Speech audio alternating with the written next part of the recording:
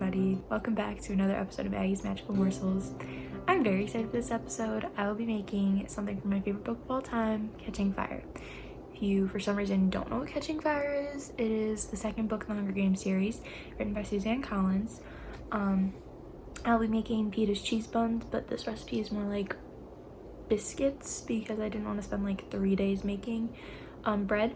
But if you want to know the history behind it, Pita makes them for Katniss when they get back from their first games, and it's her favorite thing that he makes.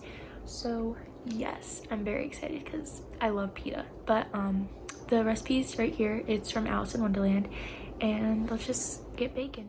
So here's an overlook of all the ingredients you'll need. And then you're going to preheat the oven to 450 degrees.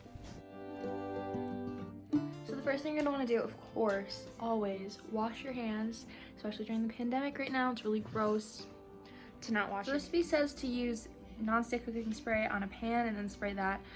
But I just use tinfoil because it's a lot easier, so I'd highly recommend doing that. If you don't have tinfoil, parchment paper works too. Here's another overlook of all the ingredients I used. I recommend using a mixer because it helps get things done quicker. Now I'm adding the Bisquick, a quarter of a teaspoon of the oregano, the garlic powder, the milk, the sugar, and then the cheese. So if you are shredding your cheese instead of buying a bag of shredded cheese, you may end up with more extra cheese. So what I just did, I did as much as I did, and then I just measured it out. If there's extras, I actually am probably gonna use it for later. After you add those things, you're just gonna mix it all together. Those should look like this when you're done mixing. So something else that I had to do was I had to add a little bit more milk because it was way too dry. It's supposed to be a little bit sticky according to the recipe. So make sure your mixture is sticky enough.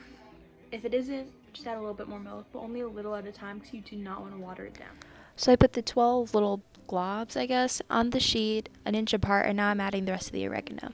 And then they should look like this when they're done. Like I said, I actually used the rest of the cheese. I put it on top, and I hope that's good. So yeah. Now they're gonna bake for 10 minutes in the oven.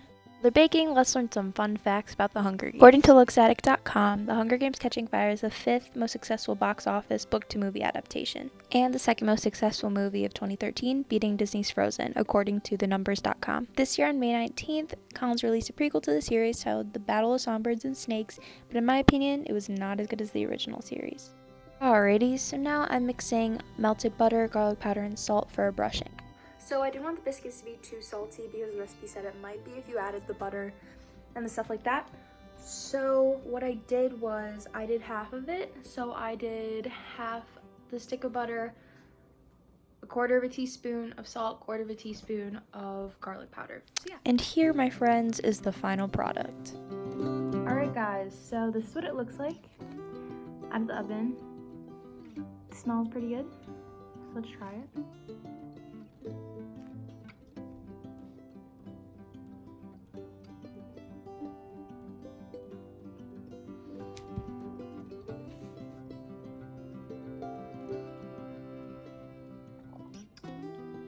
I feel as if this is the Hunger Games version of a Red Lobster biscuit.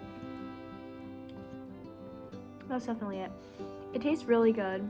I really like it. I don't think this is what they taste like in the books, I'm not gonna lie. Well, whatever, but you get what I mean. Like, I feel, obviously it was supposed to be more of like a bread, and this is more of a biscuit. And this kind of tastes like pizza. A little bit like pizza. It's not bad by any means. I just feel like this didn't accurately represent the book and like what Pita actually made. Then again, I could be completely wrong, but I feel like this was right. Which is my choice. I did choose to do the one that was easier because it definitely was a lot easier than baking actual bread, but all in all, I would recommend trying it. I think it's pretty good. It wasn't horrible, pretty easy cleanup, tasted good. So yeah, Thank you guys so much for watching this video. I really hope you enjoyed it because I know I had a lot of fun making it, especially because, you know, as I said before, Hunger Games, love them. But yeah, I hope you enjoyed it, and please stay tuned for the next episode.